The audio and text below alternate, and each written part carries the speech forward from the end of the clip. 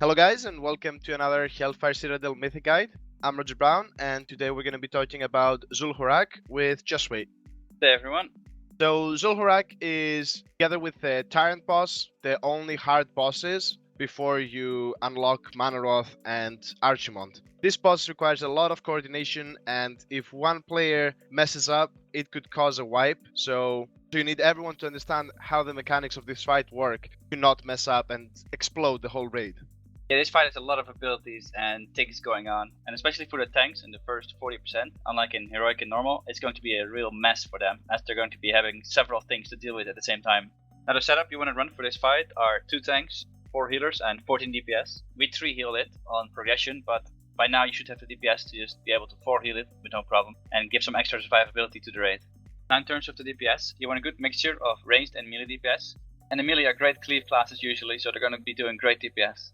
Now as you engage Xhul'horac, he's going to be starting in his Fel status. This means he's going to be using the Fire or Fel abilities on us. First of his abilities is Fel Strike. This is a strike done on the tank, and it'll be inflicting high fire damage and also apply the fire debuff that's always given when you take fire damage in this fight.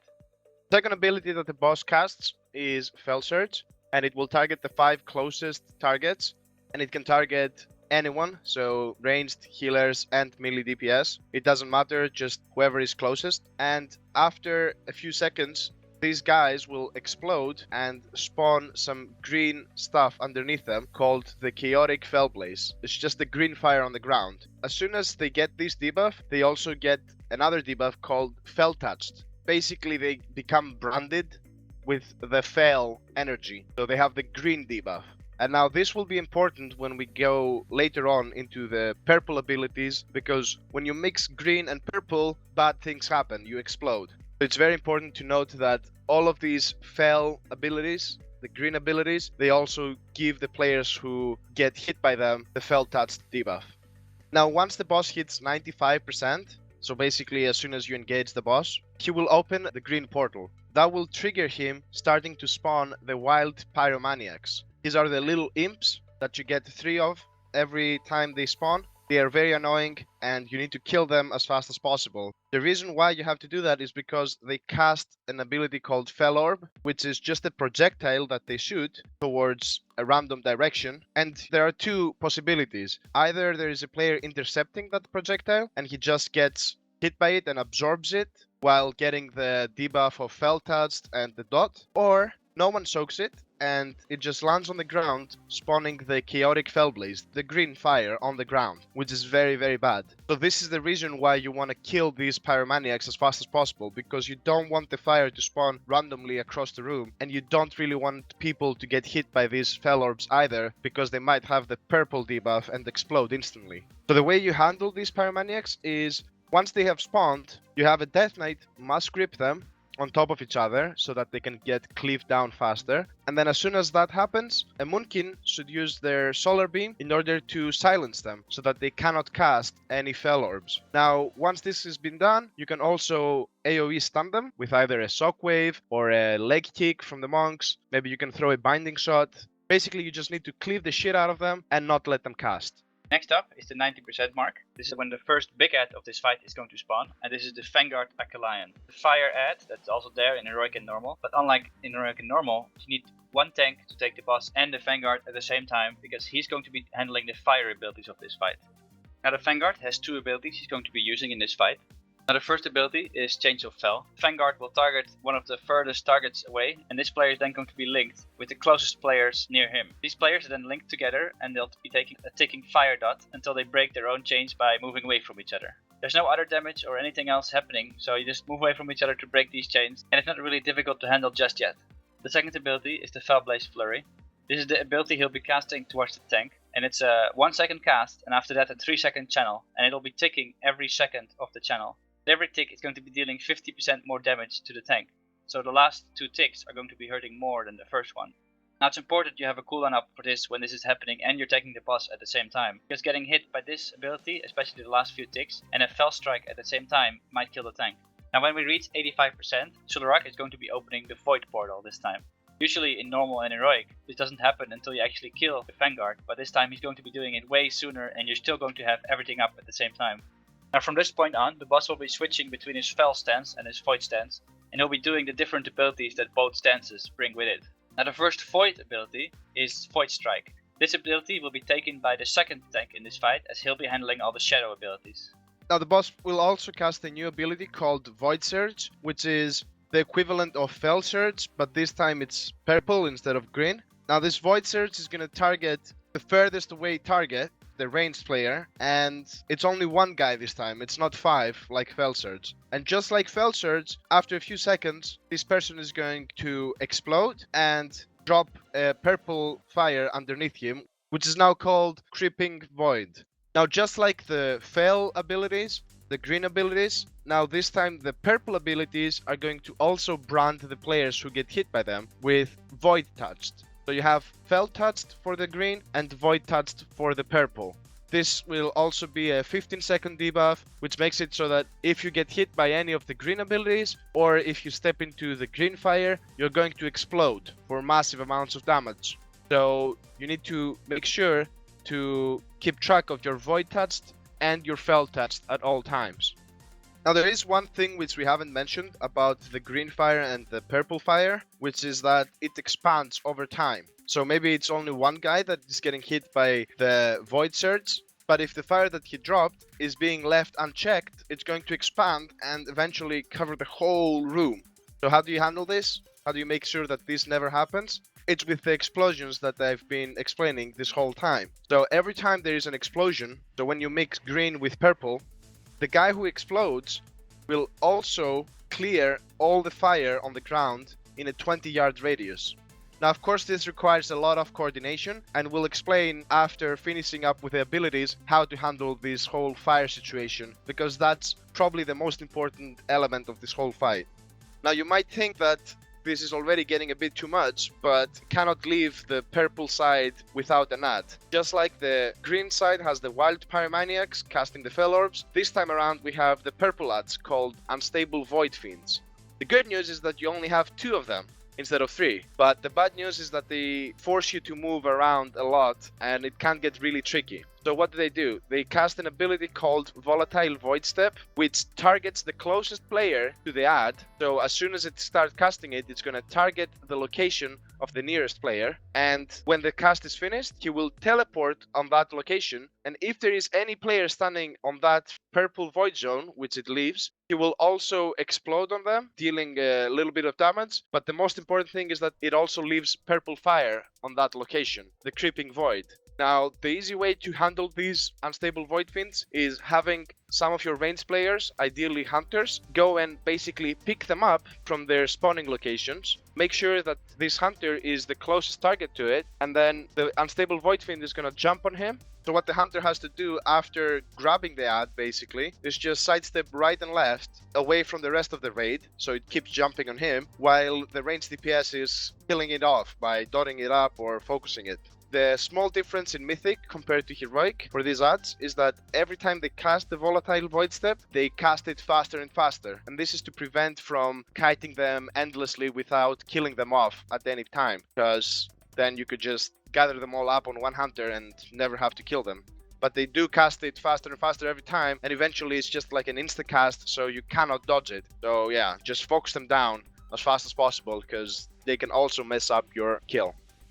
And the last big ad of this fight is going to be spawning once you reach 80%.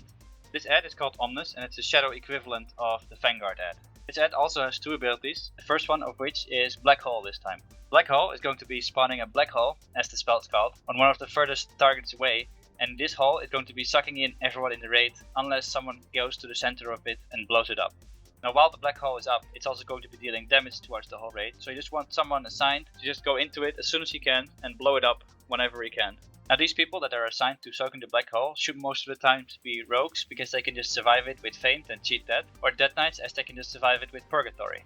Now rogues are better players to soak this than the death knights are, because if a player that's going to be soaking it is afflicted by Fel Touched and they run into the black hole, they're going to be causing an extra explosion on top of the black hole explosion, and so they are likely to die. Now rogues can just cloak this debuff away, so they don't have to worry too much about the Fel Touched unless their cloak is on cooldown. Now the second ability Omnis is going to be casting is the Withering Gaze. This is just like the Felblaze Flurry, the tank ability that he's going to be channeling onto the tank. every tick that ticks every few seconds is going to be dealing increased damage as the tank gets a debuff that increases their damage taken from this ability. Once the later ticks are hitting and you are tanking the boss and you might get a Void Strike, you really want to have a cooldown up at that point. Now of course, while Omnis just spawned, the Vanguard is also still alive, so both tanks are taking each ad, but they also have to tank the boss at the same time, and because he's switching stances, each tank needs to take one of the strikes himself. So whoever is tanking the Vanguard is going to be taking the Fel strikes, and whoever is tanking Omnis will be taking the Void strikes. So it's really a test of how can you handle and manage your casting abilities and taunting, because you're going to be taunting the boss off each other every few seconds, while also tanking these ads, and they're going to be dealing heavy damage, so you need to make sure that you have something up every time you are taking the boss and the ad at the same time. So now that we've explained the majority of the fight, it's time to talk about the fire and how you handle it. So basically you have the two abilities, the Fel Surges and the Void Surges, that will spawn the fire on the ground. You also have the ads, the Fel Imps and the Void Fiends, that if you mess up, they will also spawn some fire on the ground, but you should not aim to have that happen. So as long as you handle those properly, you should only have fire spawning from the two debuffs, the Fel Surge and the Void Surge. So what you do is you tank the boss relatively in the middle of the room, and then you have one corner for the green fire and one corner for the purple fire, and that's where people are going to drop their Void Surges and their Fel Surges.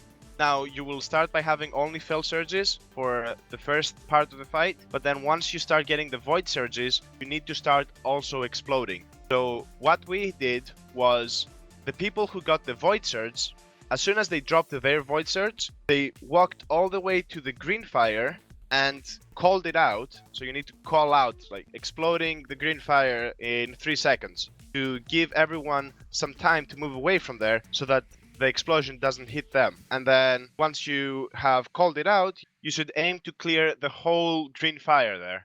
The most important thing is that the Fel Surges and the Void Surges actually all go to that corner, because it can be really tricky if one of the guys who get the Fel Surges doesn't run far away and doesn't spawn it at the proper position, and then you have one fire in the middle of the room and you can't handle it really easily. If everything goes as planned, once you get the first Void Surge, you go and explode all the green fire, and then suddenly the room is free again.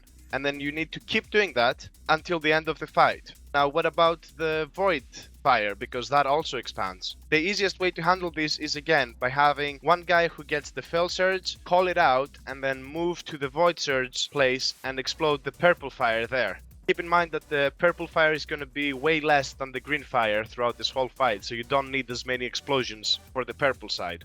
Another small trick which helped us a lot is having the people who are soaking the black holes, and we use the rotation of 3 rogues for that. As soon as they've soaked the black hole, they will also gain the Void Touch debuff, the purple debuff.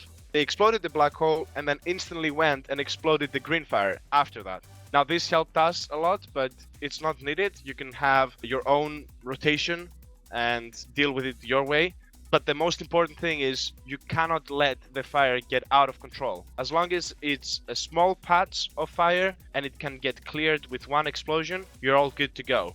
Now let's talk about the explosion itself. It's called Shadowfell Annihilation, and as we mentioned, it's going to explode in a 20-yard radius, and it's going to deal a lot of damage to anyone who gets hit by it, while also clearing the fire. Now, the sad part about this is that you also get a debuff which increases your damage taken from further Shadowfell Annihilations for 2 minutes. What this means is that you cannot have the same guy explode over and over again, because he's just gonna die. That's why you need different people to do it. Now, the last thing about these explosions is that at some point, if you have done it perfectly and there is no fire anymore in the room, you can stop clearing it. So when the boss is around 30% or 40% HP, you can pretty much stop exploding, because even if you don't explode anything from then on, the room is so big that it's not going to be filled with fire, and you can just move away from it. So you don't have to go through the trouble of having people coordinate explosions and all that, while there's a lot of other things going on. Just make sure that it's a clear call on your voice comms when you stop exploding, so that no one is accidentally doing it, blowing up everyone. Now there's 3 more abilities to talk about, 2 of which are in the Mythic encounter only. Now the first ability is the Empowered Change of Fel. Xhul'horac will obtain this ability after the Vanguard Acolyte dies. He basically gives him the ability that he was using, but Xhul'horac will be empowering it. Now what the Empowered Change of Fel does is nearly the same as the original Change of Fel, but this time around it's going to only target the furthest player away and link it with 2 players instead of 5 originally. Another twist is that once you break the change, you'll be blowing up around you for each chain that is broken. So the first person who's going to be breaking 2 of the chains as he's linked with 2 other guys is going to blow up twice around him for around 200k damage. So he's going to be taking 400k damage if you don't use any personals. Now the way you want to handle Empowered Change of Fel is to bait it out on specific targets that can either immune it or handle the explosion without taking too much damage.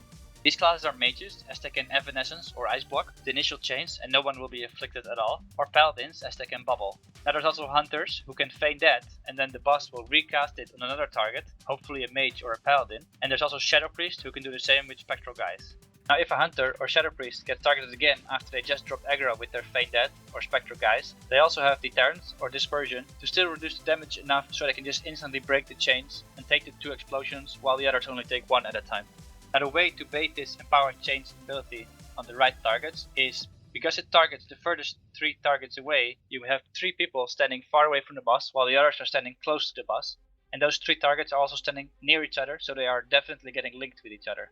Now the other ability that the boss gains is the Empowered Black Hole, and he will start casting this ability once Omnus is dead, the big void ad. He basically steals that ability from it and puts an extra twist to it. Now what is that twist? It's basically nothing. It's the same black hole that sucks everyone in and you need one guy to go and explode it. The only difference is that the person who is exploding it also gets a debuff, which makes it so that if he blows up again another black hole, he's gonna die. He gets 1000% extra damage from the hole, so yeah, he's gonna die instantly if he tries to blow up a second black hole with that debuff on. Now it doesn't really matter because he is not going to cast this black hole so many times that this debuff is even going to matter. So what we had is the 3 rogues just keep going with their rotation, exploding the black holes, and then worst case scenario, the last black hole that the boss would cast at the very end of the fight when he's like 5%, you just sacrifice one guy and just go in and kill himself. Doesn't really matter. So yeah, nothing really too big about this ability, just keep handling it the same way you always did. Now before we get into the last phase, let's quickly explain how the positioning works throughout this whole fight, because it's basically the same for the whole fight except the last 20%, the last phase.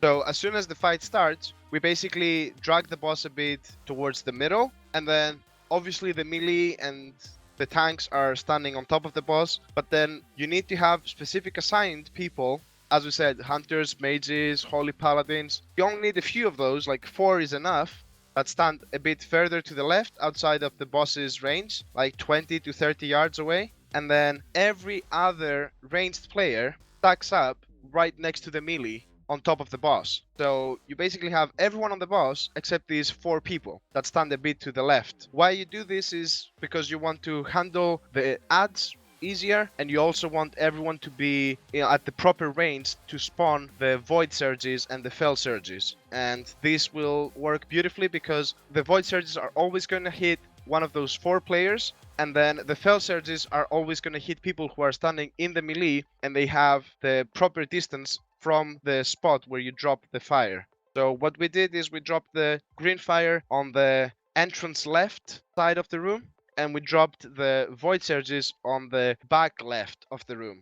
The only tricky part is when you spawn the void adds, because those adds are going to spawn on ranged players. So what you want to do is every ranged player that is not included on the 4 people who are standing outside, they gather up on top of each other when these adds are about to spawn. They spawn them close to those 4 players, and then as soon as those adds have spawned, they move away back into the melee of the boss. This will allow one of the 4 players who are standing outside, ideally a hunter, to go and pick those void adds up and just kite them outside of everyone else by himself. So this controls the fight beautifully. If the ranged players can finish off the adds, they can just stand still and nuke them.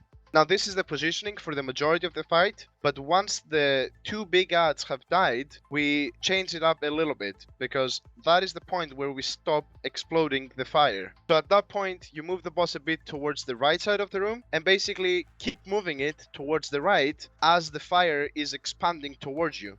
Now, one last thing that we should mention before we go into the last phase is that the two big ads, Killion and Omnus, they share HP with the boss, which means that you can't really nuke one of them down because they just share HP. So they will always die at the same time every try.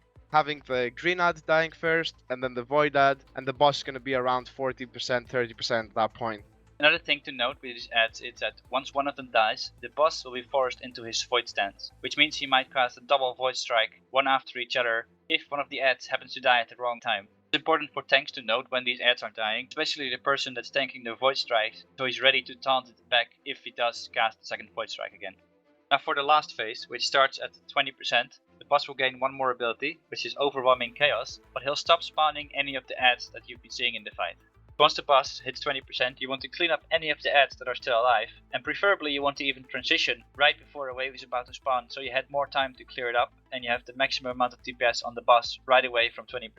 Now having a good transition is important because Overwhelming Chaos is a giant AoE that's going to be hitting the raid every 10 seconds, and each time it hits, it's going to be dealing 20% more damage. So the first few ticks might not be that dangerous, but the longer you're in the last phase, the harder it's going to hit, and the more likely the raid is going to die with a combination of Black Hole, Chains of Fel, or any other explosions that might occur if someone fails.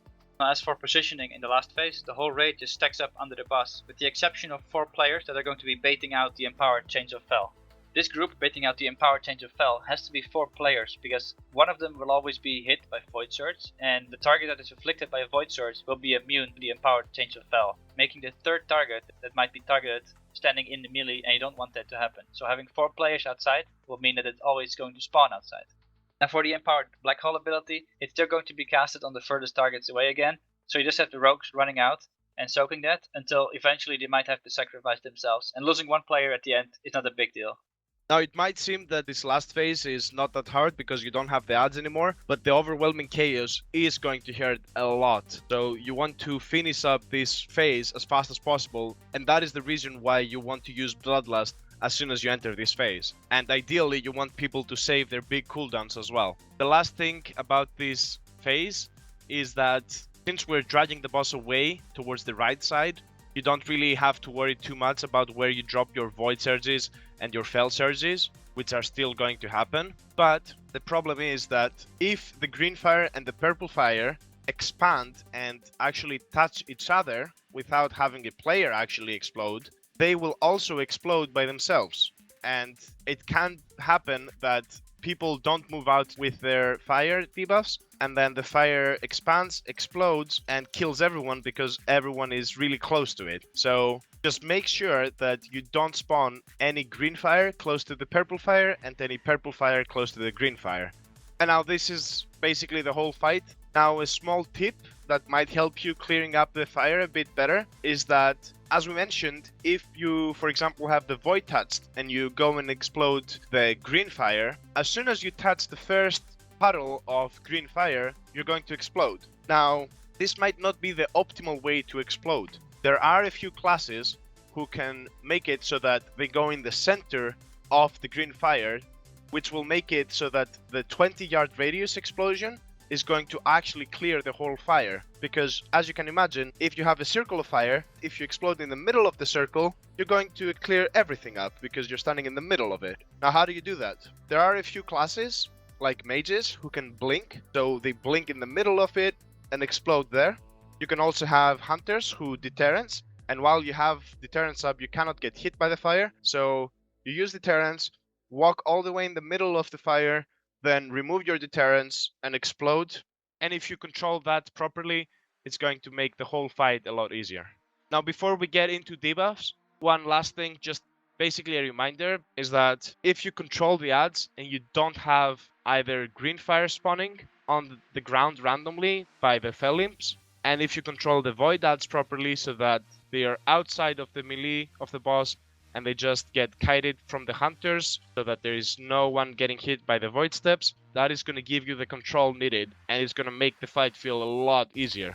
Now, if you happen to get some fire at the wrong position, so let's say that the void that somehow managed to jump in the melee and someone got hit, if you want to salvage this try and not wipe, you need to instantly react to it. You cannot just ignore it for a little bit and be like, whatever, this fire is just gonna disappear by itself, because it's not. So the only thing you can do at that point is drag the boss away, everyone moves away, you explode that fire as fast as possible, and then you move back into your normal positions. If you let it be, it's just gonna be a wipe no matter what you do, so make sure that you react as fast as possible to it. The same goes for the green fire. If you have an imp casting a fell orb and it spawns some fire randomly in the room, doesn't matter where, if it's not at the correct position, it's at the wrong position, and you need to clear it up because it's going to expand and limit your whole room and cause a wipe. Now there's quite a lot of debuffs the raid wants to keep track of in this fight. First of all, there's Fell Surge. It's when you're going to be shitting out the fire and you need to run to the right position. Second debuff is the Fell Touch, and if you've been inflicted by this by taking any fell damage, you need to avoid taking any void damage or you're going to be blowing up. Now the third debuff is Void Surge, and this is the Void Shitting debuff, and you need to run again to the right position to shit out your void stuff on the ground, and you're going to be afflicted by the next debuff, which is the Void Touch. This is the equivalent of the Fell Touch debuff, but this time it's the other way around, and anytime you touch any fell damage, you're going to be blowing up this time.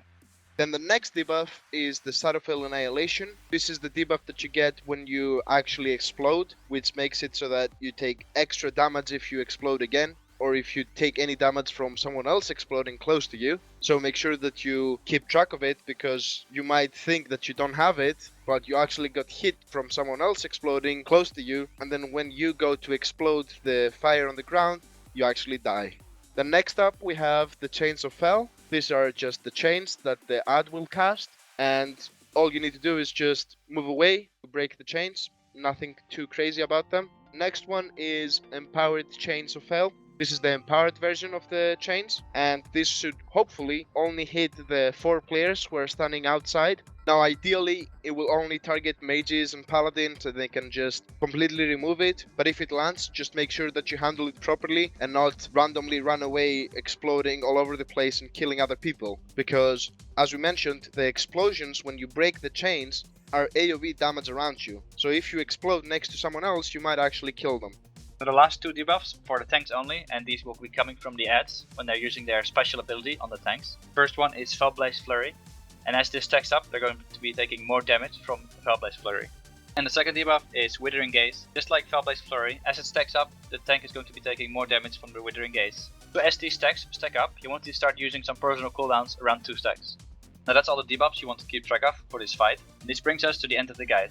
And hopefully you understand this boss and all of his mechanics a little better and are able to get him down quickly.